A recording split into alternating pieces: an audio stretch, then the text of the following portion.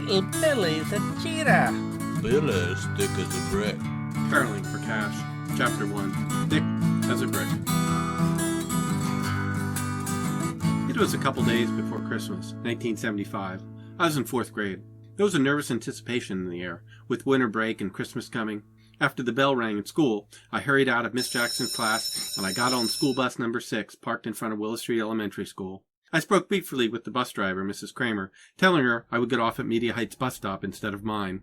I did this so I could hang out at Steve's fort after school. I scuttled to the back of the bus to sit with my best friends, Hershey, Steve, Russ, and Frank. They were all jabber-jabbing away about how much fun we were going to have this Christmas break. I was listening quietly, basking in that just-started break joy.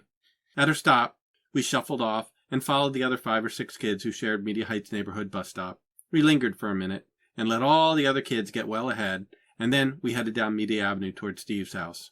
Steve opened up the garage, and we climbed up the ladder to the fort above the garage. It was our hideout, our hangout, our no siblings, no parent, just our best friend's place to be.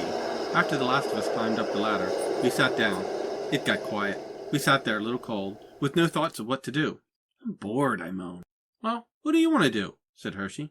Well, I don't know. What do you guys want to do? I replied. How about a good rumpus session? Exclaimed Russ. Oh, way too much light, said Frank. We could just make the eyes closed rule, Russ suggested. But you guys will just cheat and squint, I whined. Let's terminate this discussion, said Steve. Rumpus is reserved for the evening hours. If you want a rump roast, go to Bill's. Sure, let's go to your house, said Russ. I can't. My dad's working and my mom would kill me if we made any noise to bother him, I moaned. How about we call Michelle and see what she's up to, said Frank. We all stared at Frank cross-eyed. I'm so out of here, Frank screamed.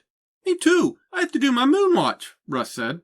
Moon match, I chuckled. Just look up. Hey, Mr. Holden really wants us to take this seriously, Bill. You may be all flippant because your partner's Wyatt, who probably will do all the work by himself. But I've been partnered with Kathy Nicholas, and she asked me to get her a good grade. Well, maybe you want Kathy as a girlfriend, too, like Frank's Michelle, I roared. Russ rolled his eyes annoyed.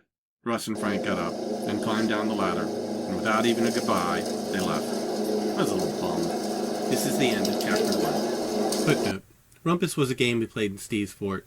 We covered all the walls and windows with sheets, and then we'd turn off all the lights and play tag in the dark on our hands and knees. Rump roast, on the other hand, was played in my parents' basement. We turned off all the lights, and it was pitch black, but it was a more physical wrestling type of tag.